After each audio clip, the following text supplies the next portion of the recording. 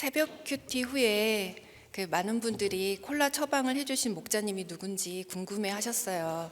실명을 거론해도 되는지 모르겠는데 그때 당시에 정 목자님, 김부 목자님, 백 집사님 고맙습니다.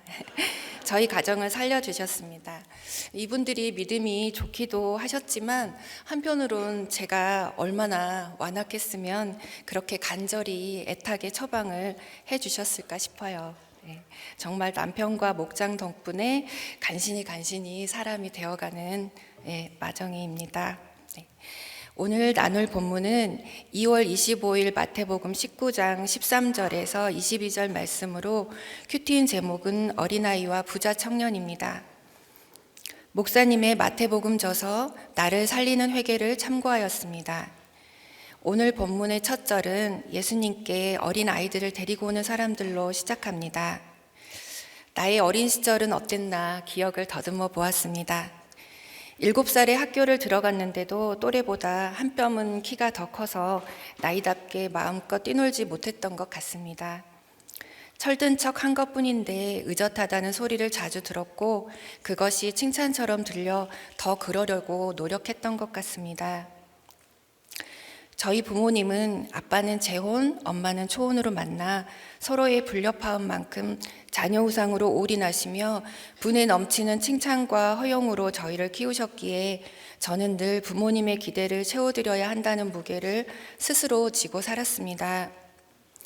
이렇게 제 속에 자아는 어린아이인데 겉으로는 한껏 부풀려진 껍질만 거대한 성인 아이로 자라 오늘 본문의 어린아이처럼 낮은 마음으로 예수님께 나아가지도 못했고 부자 청년처럼 주제를 모르고 혼자 잘 살 수 있다는 착각 속에 주님을 버리고 오랜 세월을 허랑방탕했지만 전적인 은혜로 여기까지 오게 되었습니다.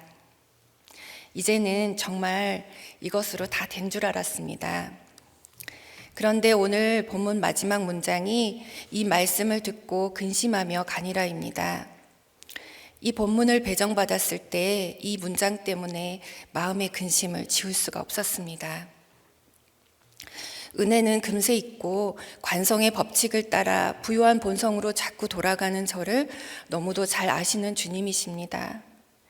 그럼에도 끝까지 포기하지 않으시고 쩔쩔매며 경고해 주시는 주님의 이 지극하신 사랑의 말씀을 의지하여 이 시간 주님께서 안수하고 기도해 주심을 바라며 이 자리에 섰습니다. 근심하며 돌아서지 않고 끝까지 천국을 차지하려면 어떻게 해야 할까요? 첫째, 어린아이와 같은 낮은 마음으로 주님께 나아가야 합니다. 13절부터 15절 말씀입니다. 그때의 사람들이 예수께서 안수하고 기도해 주심을 바라고 어린 아이들을 데리고 오매 제자들이 꾸짖거늘 예수께서 이르시되 어린 아이들을 용납하고 내게 오는 것을 금하지 말라. 천국이 이런 사람의 것이니라 하시고 그들에게 안수하시고 거기를 떠나시니라. 19장 1절에서 12절까지는 예수님을 죽이고자 하는 바리새인들이 예수님을 함정에 빠뜨리고자 이혼에 관한 질문을 하고 예수님은 창조 원리를 통해 결혼의 참뜻을 가르쳐 주십니다. 13절은 바로 그때입니다.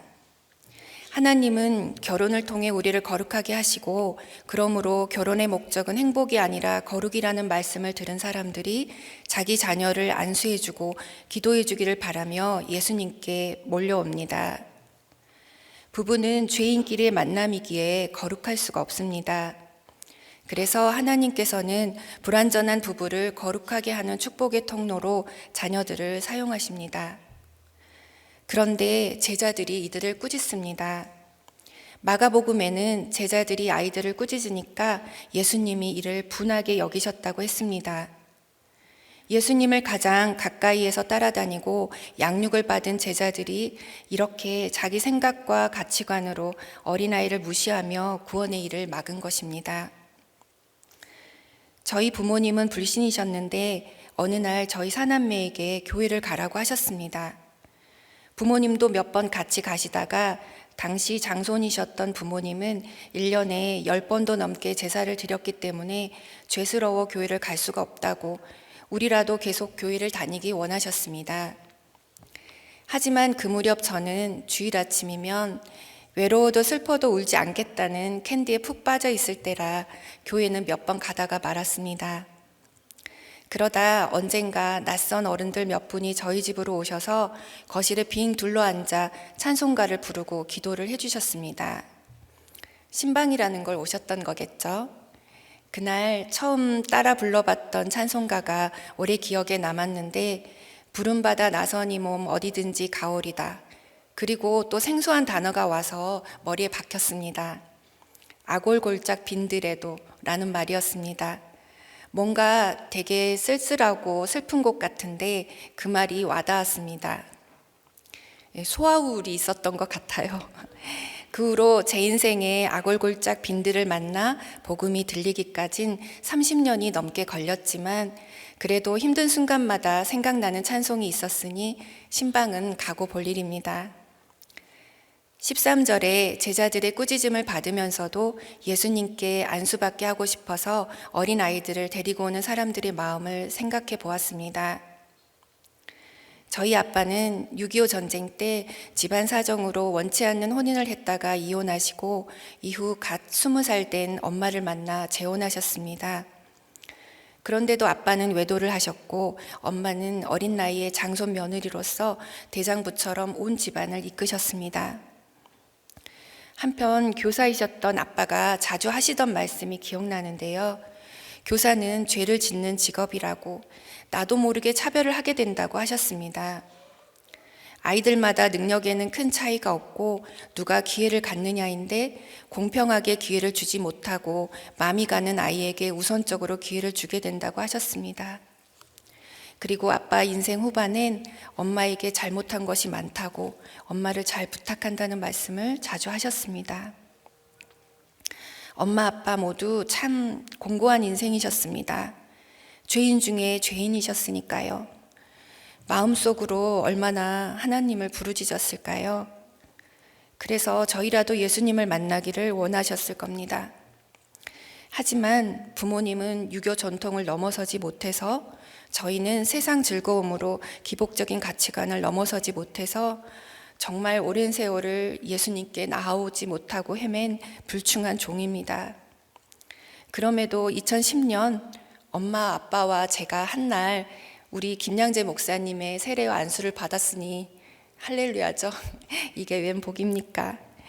그리고 수년 후 아빠는 반신욕 중에 하늘나라로 가셨는데 그 마지막 얼굴은 정말 천사와 같이 편안한 모습이었습니다.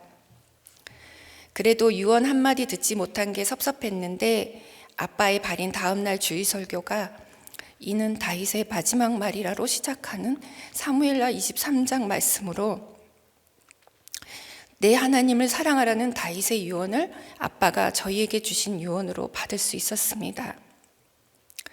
세상은 임종 순간 곁에 아무도 없는 외로운 죽음이라고 하겠지만 저희에게 남겨주신 하나님의 약속의 말씀이 있었기에 넉넉히 위로를 받았고 제 삶의 목적 또한 더욱 분명해졌습니다.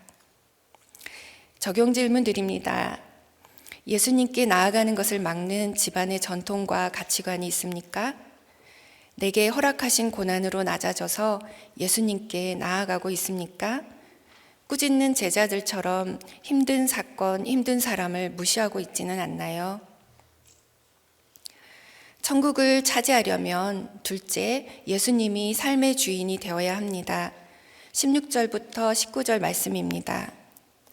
어떤 사람이 주께 와서 이르되 선생님이여 내가 무슨 선한 일을 하여야 영생을 얻으리이까? 예수께서 이르시되 어찌하여 선한 일을 내게 묻느냐? 선한 이는 오직 한 분이시니라. 내가 생명에 들어가려면 계명들을 지키라. 이르되 어느 계명이오니까? 예수께서 이르시되 살인하지 말라, 간음하지 말라, 도둑질하지 말라, 거짓 증언하지 말라, 내 부모를 공경하라, 내 이웃을 내 자신과 같이 사랑하라 하신 것이니라. 어린아이를 영접한다는 것은 힘든 사람을 대우하고 그 사람을 예수님으로 여기는 것입니다. 그런 사람이 영생을 얻고 행복을 얻습니다. 이 천국의 비밀을 가르쳐 주셨는데도 우리는 그 내용은 나와 상관없고 주님께 무슨 선한 일을 해야 하느냐고 엉뚱한 질문을 합니다.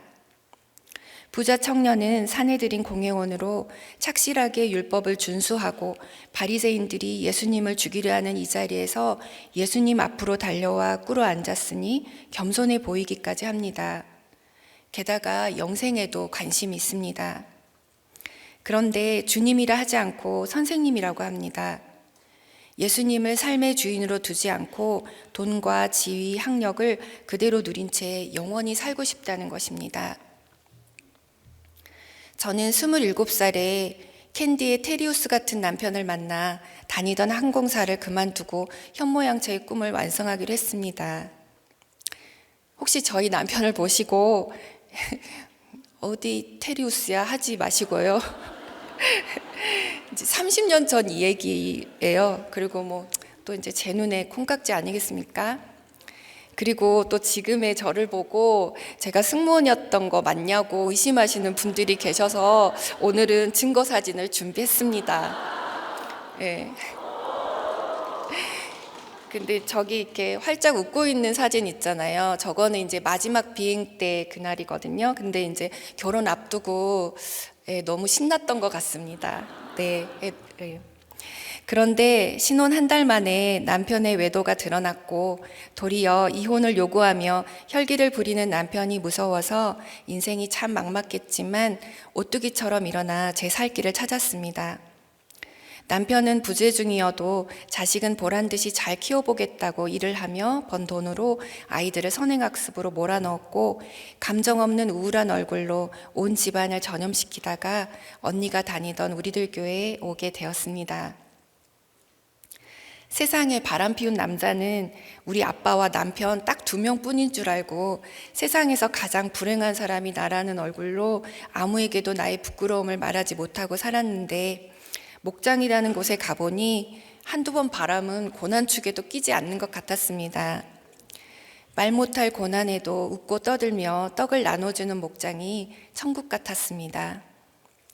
그러다가도 집에 가면 남편의 혈기와 분노가 점점 더 커져서 마음이 힘들었습니다. 그러던 어느 날 콜라, 사이다, 탄산수 등 음료수를 박스채 사서 두고 마시는 남편이 새벽에 일어나서 냉장고 문을 열었는데 음료수가 딱 떨어진 겁니다.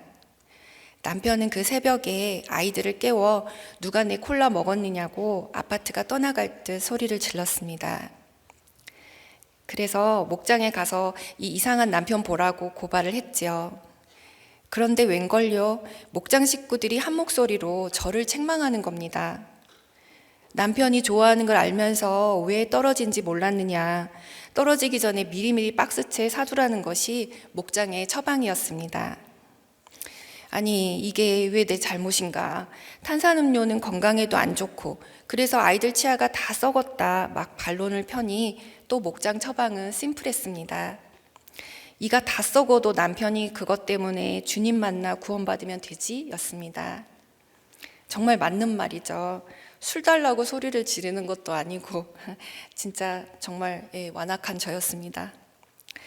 16절에서 무슨 선한 일을 하여야 영생을 얻으리까 라고 묻는 청년은 영생을 무슨 적당한 돈과 스펙 정도로 교환할 수 있는 마일리지쯤으로 알았을 것 같습니다.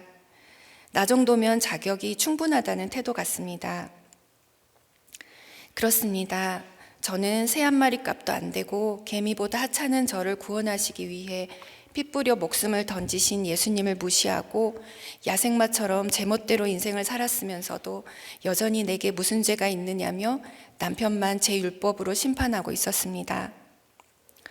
치아를 다 잃더라도 바래야 하는 것, 아이들을 새벽에 깨워서 소리소리 질러도 바래야 하는 그것, 나 하나 살아내기도 힘들었는데 남편이 나를 위해 더 수고했다는 그것, 그 구원이란 도대체 무엇일까? 그 질문의 답을 찾고 있던 그때 목사님께서 설교 중에 고릴라 효과에 대해 말씀해 주셨습니다. 하버드 대학교 심리학과에서 한 실험인데 학생들에게 각각 흰 옷과 검은 옷을 입힌 후 2조로 나눠 농구공을 주고받는 동영상을 찍어서 사람들에게 보여주며 이렇게 주문했다고 합니다. 검은 옷을 입은 조는 무시하고 흰 옷을 입은 조의 패스 횟수만 세워주세요 하고요. 그런데 실험 중간에 고릴라 의상을 입은 한 학생이 중앙에 서서 9초 동안이나 가슴을 치고 퇴장을 합니다. 그리고 이 실험 동영상을 본 실험 대상자들에게 고릴라를 보았느냐고 물어보았더니 절반 이상의 사람들이 고릴라를 인지하지 못했다는 것입니다. 고릴라는 어디에나 언제나 존재하는데 다만 내가 이를 인지하지 못했을 뿐이라는 것입니다. 순간 27, 그때 남편의 부정함 때문에 내 인생이 다 망가졌다고, 나는 절대로 이런 일을 당하면 안 되는 사람인데 나에게 일어나서는 안 되는 수치스러운 일이 나를 다 망쳤다고, 오직 세상은 나를 위해 존재해야 된다고 믿는 나의 이기심과 무서운 자기애가 비로소 보였습니다.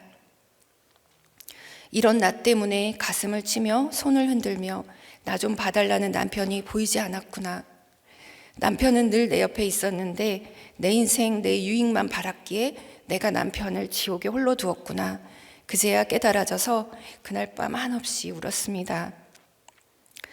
사건만 주목했기에 어디에도 언제나 내 앞에서 손을 흔들며 오라 하시는 주님을 내가 볼 수 없었다는 것을, 내 자기 사랑에 눈이 멀어 다른 사람은 하나도 보이지 않았던 것을 회개하게 되었습니다. 나를 버렸던 남편 때문에 내가 힘들었던 것이 아니고 내가 죄인인 것을 모르고 예수님께 나아가지 않았기 때문에, 말씀을 몰라서 내 인생의 주인이 내가 되려 했기에 힘들었던 것이지 누구 때문에 힘든 것이 아니었다는 것을 비로소 깨닫게 되었습니다. 목사님께서 그날 기도 말미에 남편의 수고가 아니었다면 내가 어떻게 구원을 받을 수 있었겠습니까? 하고 슬피 우시는데, 여태 정말 말씀이 안 들리는 오직 저 한 사람 때문에 목사님께서 창자가 끊어지는 아픔으로 울어주셨다는 것을 알았습니다.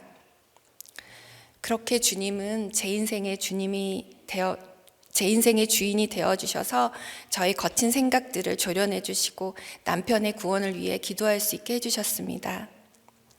적용 질문 드립니다. 내가 요즘 주목하고 사랑하는 것은 무엇입니까? 공동체의 권면을 듣지 않고 내 생각대로 하는 것이 있습니까? 천국을 차지하려면 셋째, 내 소유를 팔아서 나눠주고 재물에 대한 미련을 끊는 적용을 해야 합니다. 20절부터 22절 말씀입니다. 그 청년이 이르되 이 모든 것을 내가 지키었사온데 아직도 무엇이 부족하니까? 예수께서 이르시되 내가 온전하고자 할진대 가서 내 소유를 팔아 가난한 자들에게 주라. 그리하면 하늘에서 보화가 내게 있으리라. 그리고 와서 나를 따르라 하시니 그 청년이 재물이 많음으로 이 말씀을 듣고 근심하며 가니라. 이 부분을 마가복음은 이렇게 기록하고 있습니다. 예수께서 그를 보시고 사랑하사 이르시되 가서 내게 있는 것을 다 팔아 가난한 자들에게 주라. 주님은 내가 무엇이 부족하냐고 큰소리치는 청년에게 내 소유를 다 팔아서 나누라고, 재물에 대한 미련을 단번에 끊고 주님을 따르라고 처방을 내리십니다. 예수님은 청년이 미워서가 아니라 사랑해서 다 주라고 하신 것입니다. 인간이 본질상 진노의 자녀이고 육체와 마음이 원하는 대로 산다고 했는데 우리가 어떻게 그렇게 할 수 있겠습니까? 결단하라, 와라, 따르라고 하신 것은 주님이 성화되는 과정을 책임지고 인도하시겠다는 뜻입니다. 주라고 명령하신 뒤 보화가 있으리라고 약속하셨습니다. 그리고 따르라고 정확하게 해야 할 일을 알려주십니다. 10년 전 꼭 이맘때 일입니다. 퇴근하는 남편의 얼굴이 유난히 흑비치더니 며칠 휴가를 냈다고 했습니다. 그리고는 밤새 울다가 소리를 지르며 분노를 폭발하다가 흐느꼈습니다. 회사에서 분한 일이 있었다고 했습니다. 회사를 그만두겠다고 했습니다. 방바닥을 기다가 발을 구르다가 감정이 폭풍처럼 오르락 내리락 하는 남편이 너무 안쓰러워 어떻게 도와야 할 줄 몰랐지만 그때 남편에게 줄 수 있는 것은 그날의 말씀뿐이었습니다. 미가서 7장 9절 말씀, 어제 본문이죠. 내가 여호와께 범죄하였으니 주께서 나를 위하여 심판하사 신원하시기까지는 그의 노를 당하려니와 주께서 나를 인도하사 광명에 이르게 하시리니 내가 그의 의를 보리로다. 내가 여호와께 범죄한 것 때문에 남편이 이 고통을 당하는구나. 그러니 남편의 분노를 마땅한 것으로 받아야지. 하지만 주님은 우리를 인도하시고 광명에 이르게 하신다고 하네. 이튿날엔 미가서 7장 19절 말씀으로 바로 오늘 큐티인 본문이죠. 10년 만에 같은 본문이 돌아왔습니다. 다시 우리를 불쌍히 여기셔서 우리의 죄악을 발로 밟으실 것이라고 하시며 남편의 죄만 탓하고 내가 옳다고 남편을 미워하면서 남편이 그간 왜 그토록 혈기를 부렸는지, 얼마나 힘들게 직장에서 버텨왔는지 관심도 없이 돈돈 거렸던 저의 죄악을 고백하며 불쌍히 여겨주시기만을 기도했습니다. 혼자서는 감당할 수 없었을 그 시간 천군만마가 있었습니다. 남편의 핍박에도 함께 교회에 따라와 준 아이들과 중보를 부탁할 공동체 식구들이었죠. 구름이 덮인 것 같은 그때에 말씀으로 정확하게 해야 할 일을 알려주는 공동체가 있었습니다. 실시간으로 계속 기도를 부탁하고 남편이 폭발하면 듣고 울면 위로하고 잠잠해지면 말씀을 전했습니다. 아이들도 아빠의 모습에 무서워하지 않고 단번에 구원의 사건이라고 해석하며 아빠를 위로했습니다. 목사님께서 설교에서 들려주신 예화를 아빠에게 전하며 아빠처럼 S기업에 다니시던 집사님이 회사에서 억울한 일을 당했는데 그 환경에 순종하며 견디시니 좋은 곳으로 보내지셨다며 아빠도 우리랑 같이 교회 가면 된다고 아이들도 사흘 내내 아빠 곁에 꼭 붙어 있어 주었습니다. 꼬박 사흘밤이 지나고 주일 아침이 되었습니다. 오랜 기다림과 인내 끝에 구원이 갑자기 임할 수 있다고 하셨는데 정말 바로 어제까지도 큐티하는 저를 조롱하며 나무와 미탑을 관세음 보살을 외치던 남편이 교회를 따라 나선 것입니다. 네, 감사합니다. 그날 주일 말씀이 사무엘상 2장 여호와 앞에서 자라니라였습니다. 한나가 사무엘을 엘리 제사장에게 보내고 사무엘은 그곳에서 엘리의 폭력적인 아들들과 함께 지내게 됐지만 여호와께서 한나를 돌보시사 한나는 영적 후사를 5이나 더 낳고 아이 사무엘은 여호와 앞에서 자랐다고 하셨습니다. 남편도 자녀도 주님의 소유이고 영적 후사로 낳아야 하는데 내 유익의 도구로 삼은 악한 나 때문에 남편이 수고한 것이라고, 이제는 여호와 앞에서 자랄 것이니 걱정 말라고 하시는 것 같아 안심했습니다. 그리고 다음 주도 남편은 따라왔고 그날은 부목사님께서 설교해 주셨는데 요한복음 11장 죽은 지 나흘 된 나사로를 예수님은 무덤에서 다시 살리리라 하시며 부활과 영생을 약속하시는 말씀이었습니다. 남편은 이날 등록을 하고 정식으로 하나님의 백성이 되었고 이로부터 석 달 뒤 세례간증을 하는 자리에서 고백하기를 교회를 따라온 것은 살기 위해서가 아니라 마지막으로 아내 소원 들어주고 죽기 위해서였답니다. 그런데 무덤에서 나사로를 살리신 주님의 말씀이 자기 이름을 불러주시는 음성으로 들렸다고 했습니다. 근데 이날 설교하시고 이 부목사님이 다시 안 보이더라고요. 예. 근데 몇 년 후에 다시 이제 호련히 나타나셨어요. 예. 너무 반가웠습니다. 네. 그때는 이제 남편이 목자가 돼 있었어요. 예. 인사가 늦었지만 어디 계시는지 인사가 늦었지만 김태훈 목사님 남편을 살려주셔서 감사합니다. 그리고 남편이 교회 문을 들어서던 날 저보다 더 기뻐하며 두 팔 벌려 환영해 주신 지체들께 무한 감사드립니다. 천국의 비밀을 보이시고 주님을 따르라고 다른 사람까지 살릴 보아인 고난을 주셨는데 그 고난마저 수치로 여기며 숨기느라 근심하며 돌아서 영벌에 처했을 저를 구원해 주시고 줄 것만 있는 인생이 되게 해주신 주님 감사합니다. 그날 이후로 10년 동안 퇴직의 고비마다 권면과 위로와 격려를 보내준 목장 덕분에 남편은 지금까지 직장에서 잘 버텨주고 있습니다. 저희 딸은 인생은 죽도록 열심히 매달린 자의 것이라고 닥달하던 엄마에게 눌려서 공황을 겪었지만 공동체 덕분에 숨을 쉬고요. 또 목자로 훈련이 되어서인지 보는 취업 면접마다 다 붙고 지금은 원하던 일을 하고 있습니다. 아들도 올해 목자가 되었습니다. 감사합니다. 가족 모두 목자이고 유치부를 섬기고 있으니 모이면 자연스레 나누는 이야기가 주로 공동체에서의 즐거움과 때로는 목원들의 안타까운 기도 제목과 또 목장에 나오지 않는 목원들에 대한 염려와 그리고 유치부 아이들의 이름과 사진과 근황들을 나누며 웃습니다. 정말 나눌 것이 넘쳐납니다. 하나님께서 베풀어 주신 기적 중에 기적이죠. 이렇게 영원히 해피엔딩이면 좋겠지만 오늘 부자 청년이 하나님보다 재물을 신뢰하는 것을 봅니다. 말씀이 좋아서 왔지만 말씀을 듣고 더 큰 근심을 가지고 슬퍼하며 떠나갑니다. 저는 남편의 구원의 날은 자주 이야기하지만 자살을 생각할 만큼 남편이 혼자 힘들었던 시간들은 불어 잊고자 했습니다. 남편의 애도 사건은 늘 오픈하면서 제 죄고백은 때에 따라 하기도 안 하기도 합니다. 그래서 어느 날은 남편에게 맨날 당신 죄만 오픈해서 미안해 라고 말하니 남편은 내 죄패를 드러내고 한 가정이라도 살아난다면 나를 얼마든지 십자가에 못 박아도 괜찮아 라고 말합니다. 남편은 죽음을 생각하며 딱 하나 하고 싶은 일이 아내의 소원을 들어주는 것이었는데 저는 남편과의 관계가 회복될수록 소원이 너무 많아집니다. 가난한 심령이 될 수밖에 없게 하셔서 주님께 나왔고 말씀 가운데 측량할 수 없는 은혜를 누리며 여기까지 왔어도 언제라도 제 주제를 망각하고 주님을 떠날 수 있는 죄인이 저임을 고백합니다.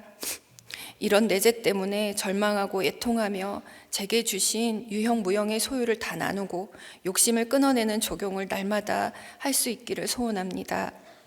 얼마나 내 자신이 먼지 같고 티끌 같은지 그런 저의 어떤 모습도 용납해준 공동체 사랑을 잊지 않고 그리스도의 몸인 교회 공동체를 귀히 섬기기를 그치지 않기를 소망합니다. 적용 질문 드립니다. 내가 부족한 것이 무엇이냐며 옳다고 고집하고 있습니까? 지식과 달란트를 내 것으로 알고 만족을 추구합니까? 주님이 주신 줄 알고 하나님을 위해 드리고 있습니까? 말씀을 맺겠습니다. 미국에 계신 목사님 사랑합니다. 네, 안 계셔서 지금 안 계셔서 좋긴 하지만 보고 싶습니다. 말씀을 맺겠습니다. 하나님은 우리를 어린아이처럼 낮추셔서 예수님께로 데리고 나오시려고 고난의 사건들을 허락하십니다. 이 고난의 사건들이 없어야 한다고 꾸짖는 제자들이 아니라 그 가운데 내가 비참한 죄인 중에 계수임을 깨닫게 되는 하늘나라의 보화를 발견하시기 바랍니다. 그리하여 내 삶의 주인이 예수님이 되어 그 어떤 것도 하나님으로부터 온 것임을 신뢰하고 소유를 나누며 재물에 대한 미련을 끊는 적용을 하여 끝까지 천국을 차지하시는 우리 모두가 되기를 소망합니다. 기도하시겠습니다. 사랑하는 하나님 아버지, 내 손톱 밑에 가시가 제일 아파서 다른 사람의 아픔은커녕 남편도 자녀도 사랑할 줄 몰랐습니다. 사건에만 주목했기에 가난한 저를 주목하시고 사랑하사 이르시는 주님의 말씀이 들리지 않았습니다. 그럼에도 오직 이런 저 한 사람 때문에 목숨조차 전부를 버리신 주님은 언제나 어디에나 제 곁에 계셔서 영벌의 처해도 마땅한 저를 남편의 수고로 제가 죄인임을 알게 해주시고 생명으로 들어가게 해주시니 감사합니다. 이 세상 끝날까지 돈이 아닌 영혼 구원을 바랄 수 있도록 저를 붙들어 주시옵소서. 우리에게 오는 어떤 사건도 예수 그리스도가 내 인생의 주인으로 우뚝 서시기 위함인 것을 알고 내 고난을 반짝반짝 닦아 많은 사람들을 주님께 데리고 오는데 사용하게 해 주시옵소서. 날마다 주신 말씀을 깊이 묵상하고 내 생각과 마음을 버리고 오늘 하라고 하시는 일에 순종하게 하여 주시옵소서. 늘 한 영혼의 구원을 위해 애통해 하시는 담임 목사님의 영육을 피곤치 않도록 지켜주시고 미주 집회 모든 일정에 기름 부어주시어 세계 곳곳에 큐티 사역이 열매 맺도록 역사해 주시옵소서. 진행되는 양육에 임하는 모든 성도님들의 사연과 아픔들이 구속사로 해석이 되어 사명을 깨닫고 팔복산에 오르는 예수님의 제자가 다 되게 하여 주시옵소서. 우리나라에 성령 받은 위정자를 세워주시고 차별금지법을 막아주시고 태아생명보호법이 제정되도록 도와주시옵소서. 이 모든 말씀 나를 기다려주신 예수 그리스도 이름으로 기도드립니다. 아멘. 우리 말씀을 기억하며 함께 찬양하겠습니다.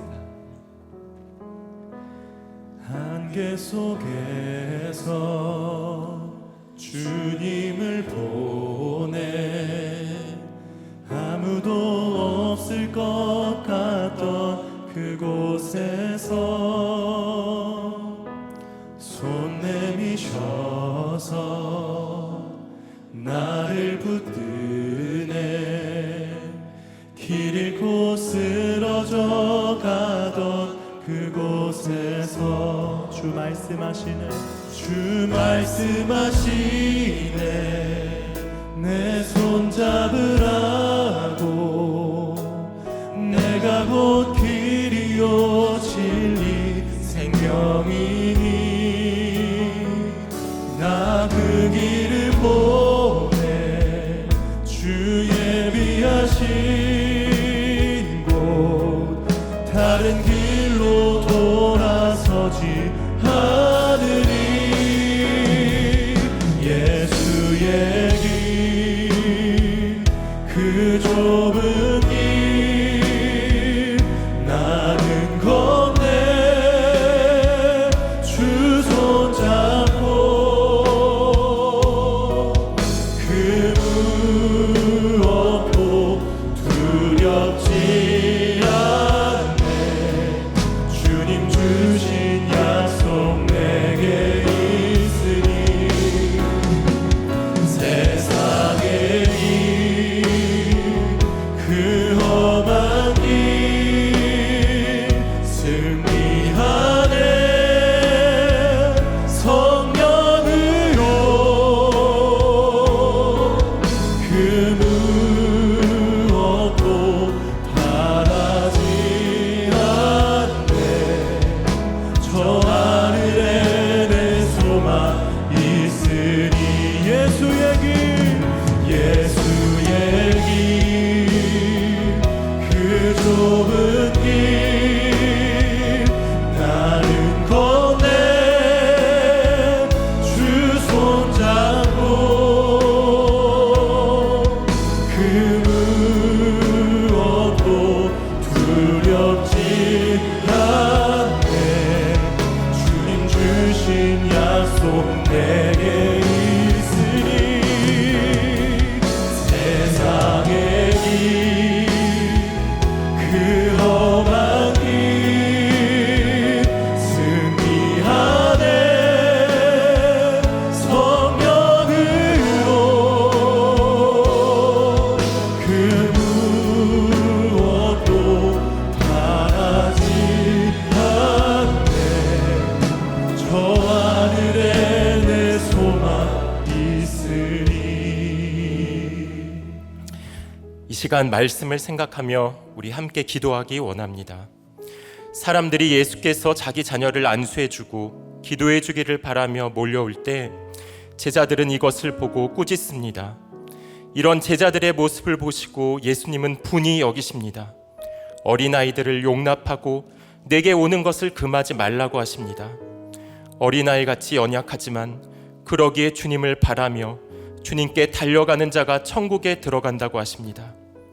내가 형편없고 부족한 것을 알기에 주님의 안수를 바라고 오는 자가 천국을 누린다고 하십니다. 이런 어린아이를 무시하고 꾸짖는 우리의 죄, 나의 죄를 회개하기 원합니다.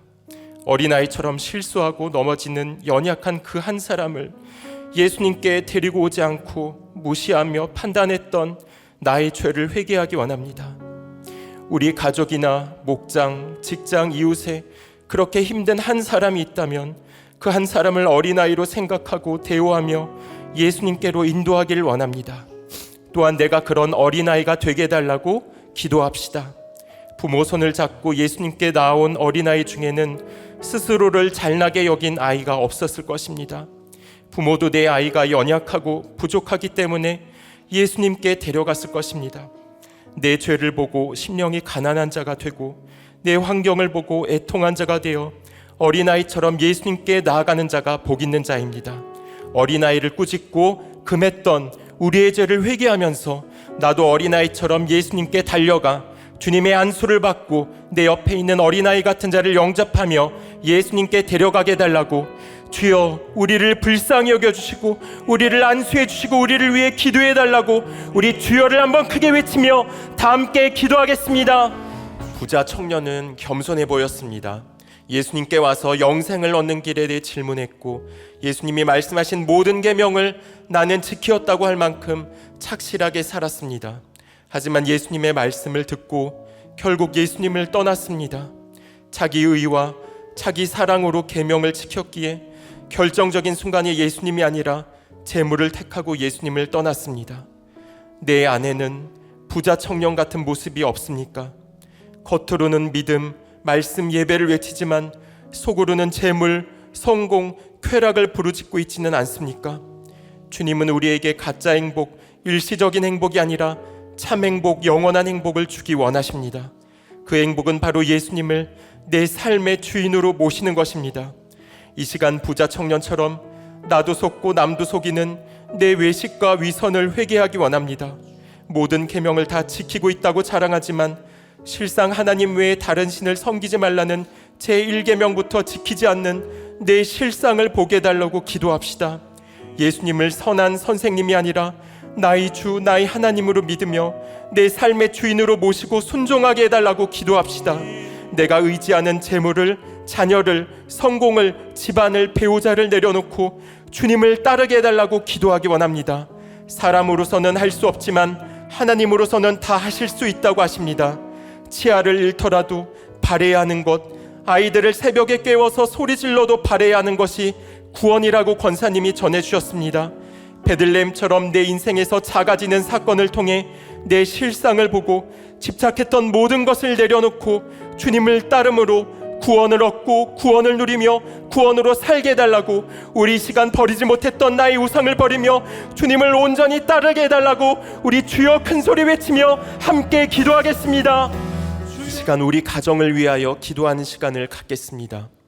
아픔과 상처가 많은 우리의 가정, 베들레헴처럼 작은 우리의 가정에 이스라엘을 다스릴 예수님이 찾아오시기를 기도하기 원합니다. 주님께 우리 가정의 아픔을 다 고합시다.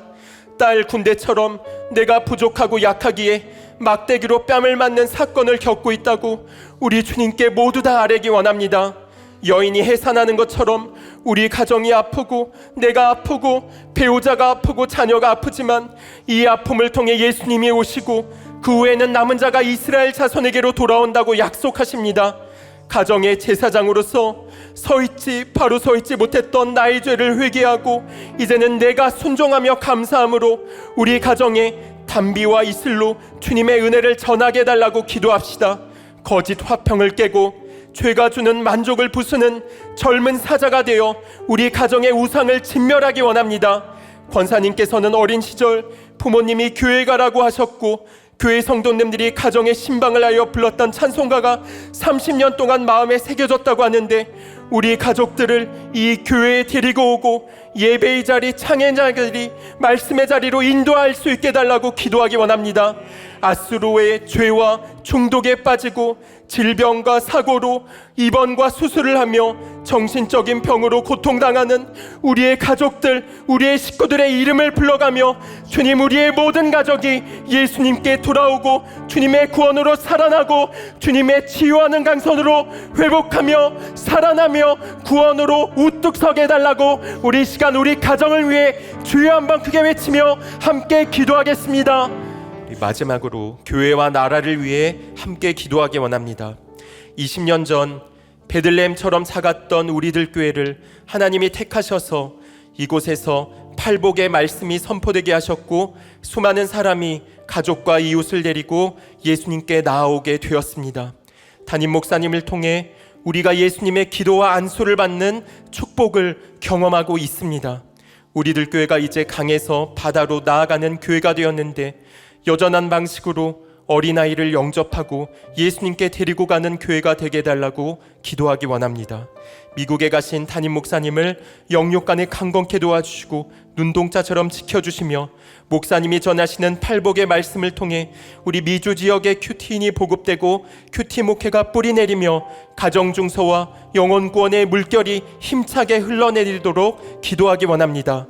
이울러 시작되는 우리 모든 양육가정 위에 우리 성령님 기름 부으사 부자 청년 같았던 우리의 기복적인 가치관이 이제는 어린아이처럼 주님을 믿고 의지하는 팔복의 가치관으로 바뀌게 해달라고 기도합시다. 나라를 위해 함께 또 기도하기 원합니다. 일제강점기와 6.25 전쟁 이후 어린아이처럼 가난한 심령으로 말씀을 받아먹고 주님을 사모했던 우리나라가 이제 세계적인 경제 강국이 되고 잘 먹고 잘 살게 되니까 부자 청년처럼 재물을 우상 삼고 악하고 음란하게 살고 있습니다. 악과 음란으로 나아가는 우리나라의 죄가 바로 우리 교회의 죄이고 우리의 죄이고 나의 죄입니다. 차별금지법, 평등법, 다음 세대 교육 개정안 같은 모든 악법과 개정안을 우리 주님이 사자처럼 밟고 찢어주시고 막아주시고 태아 생명보호법이 단비와 이슬처럼 이 땅에 제정되게 해달라고 기도하기 원합니다. 우리 대통령과 위정자들이 하나님을 경외하고 백성을 이타적으로 섬기면서 어린아이처럼 주님을 의지하고 말씀에 순종해서 이 나라를 통치해달라고 기도하기 원합니다. 우리 교회와 우리나라가 어린아이처럼 예수님께 나아가 안수를 받고 기도를 받고 회개하고 살아나게 해달라고 이 시간 마지막으로 우리 교회와 우리 나라를 위해 우리 주여 한번 크게 외치며 함께 기도하겠습니다. 사랑하는 하나님 아버지, 우리를 팔복산으로 부르셔서 팔복의 말씀을 들려주시고 안수해 주셔서 감사합니다. 어린아이와 부자 청년의 말씀을 들으면서 너무 애통했고 또 너무 감사했습니다. 제가 바로 어린아이를 꾸짖은 제자였고 부자 청년이었습니다. 모태신앙으로 주님의 말씀을 오랫동안 듣고 주님께 양육을 받았지만 교양과 거칠애로 어린아이같이 연약한 우리 가족과 우리 지체들을 무시하고 금했습니다. 아무것도 알 수 없어서 어린아이처럼 예수님께 달려가며 안기려는 아버지 우리 가족과 우리 성도님들을 지체들을 채울하지 못했습니다. 부자 청년처럼 겉으로는 모범생 같지만 속으로는 욕심과 음란이 뱀처럼 또아리를 틀고 있었습니다. 이렇게 살다가는 부자 청년처럼 주님의 말씀을 듣고 근심하고 주님을 떠나 지옥에 갈 수밖에 없기에 주님이 저를 우리들 교회로 인도해 주시고 아들의 중증 장애로 불러주셨음을 깨닫습니다. 가족의 눈물의 수고와 공동체의 애타는 양육으로 저희 악과 음란을 보게 해주시고 공동체에 붙어가는 최고의 복을 주셔서 감사합니다. 부자 청년 같은 우리의 외식과 위선을 용서해 주시고 베들레헴처럼 우리 인생에서 작아지는 사건을 통해 다시 처음 사랑을 회복하고 어린아이처럼 주님께 안기게 하여 주시옵소서. 내 부족과 내 한계를 깨달아 주님께만 소망을 두고 주님의 말씀과 기도와 안수에 늘 추리고 목마르게 하여 주시옵소서. 우리의 아픈 가족들을 주님께 올려드립니다. 주님께서 성령으로 기도한 우리의 모든 가족 위에 이 시간 안수해 주시고 기도해 주시고 나사렛 예수 그리스도의 이름으로 악한 귀신이 떠나가게 하여 주시옵소서. 육신의 질병과 연약한 우리 가족의 몸 위에 지혜의 강선을 해같이 비춰 주시옵소서. 우울하고 무기력하며 상처와 부정적인 생각으로 얼룩진 우리의 마음에 여호와께로부터 내리는 이슬과 단비가 임하게 하여 주시옵소서. 우리의 모든 중독을 성령으로 끊어주시고 우리가 재물처럼 의지했던 모든 것을 내려놓고 이 시간 온전히 주님만을 따르는 복된 가정 어린아이가 되게 도와 주시옵소서. 미주 집회를 인도하시며 팔복의 말씀을 전하시는 담임 목사님을 눈동자처럼 보호하여 주시고 우리 목사님의 말씀을 통해 부자 청년 같은 모든 영혼들이 자신의 죄를 보고 우상을 내려놓고 주님을 따르는 부흥의 역사가 있게 하여 주시옵소서. 우리의 모든 목장과 양육에 성령의 기름을 부으사 내 인생의 작을지라도가 말씀으로 해석되어 우리가 있는 모든 처소, 모든 가정과 목장과 직장 위에 우리 한 사람 한 사람이 주님의 이슬과 주님의 젊은 사자처럼 예수 그리스도의 증언으로 우뚝 서게 도와 주시옵소서. 우리나라의 차별금지법, 평등법 같은 모든 악법을 막아주시고 태아생명법에 제정되어 어린 생명들이 살려지고 하나님의 창조 질서의 바탕을 둔 모든 개혁 개정안이 회복되게 하여 주시옵소서. 이 열방에서 복음을 전하시는 우리 모든 선교사님들과 북한의 지하교회를 대적으로부터 건져주시고 땅끝까지 팔복산의 말씀이 우리 주 예수 그리스도의 은혜가 전파되게 도와 주시옵소서.